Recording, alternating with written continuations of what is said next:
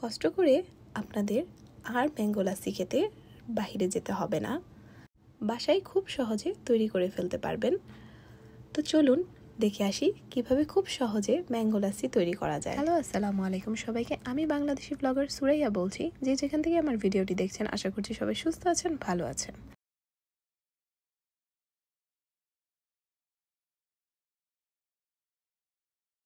ফার্স্টেই আমি ব্লেন্ডার জারে ম্যাঙ্গো নিয়ে নিচ্ছি। এখানে আমি স্লাইস করা ছোট ছোট কিউব করে কাটা ম্যাঙ্গো নিয়ে নিচ্ছি।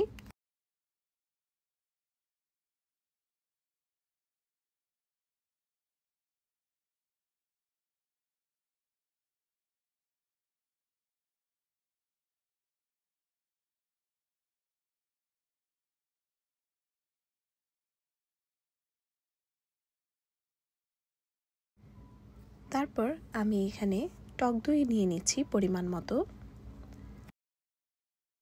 এখানে টক দই ব্যবহার করলে বেশি ভালো হয়, টেস্টটা ভালো আসে। আপনারা চাইলে মিষ্টি দইও ব্যবহার করতে পারবেন। তারপর আমি চিনি দিয়ে দিচ্ছি পরিমাণ মতো। এখানে যেহেতু আমি টক দই ব্যবহার করেছি, তাই চিনির পরিমাণটি একটু বেশি দিব। আপনারা যদি মিষ্টি দই ব্যবহার করে থাকেন তাহলে চিনি দিতে হবে না। তারপর আমি এখানে গুঁড়া দুধ ব্যবহার করছি। গুঁড়া দুধ ব্যবহার করলে টেস্টটি খুবই ভালো আসে।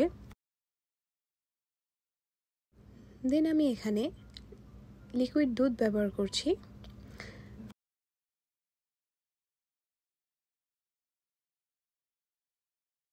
দেন আমি ভালো মতো ব্লেন্ড করে নিব।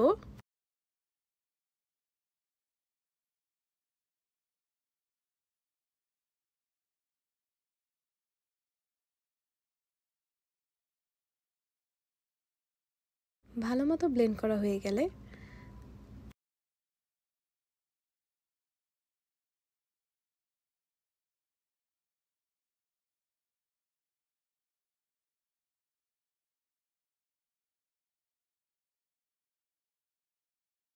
তো হয়ে গেল আমাদের ম্যাঙ্গো লাসি।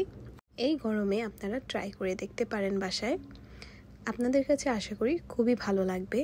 আমার ভিডিওটি ভালো লেগে থাকলে অবশ্যই আমার চ্যানেলটি সাবস্ক্রাইব করে দিবেন এবং ভিডিওটিতে লাইক দিতে একদমই ভুলবেন না।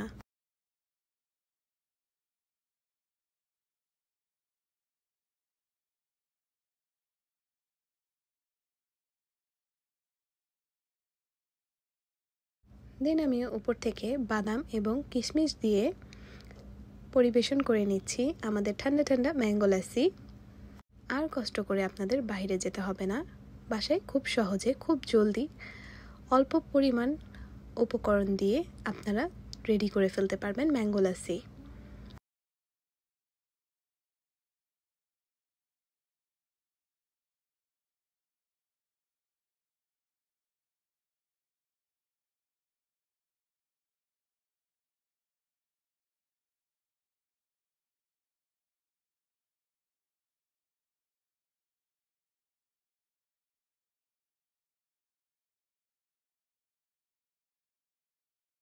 Thank you for watching.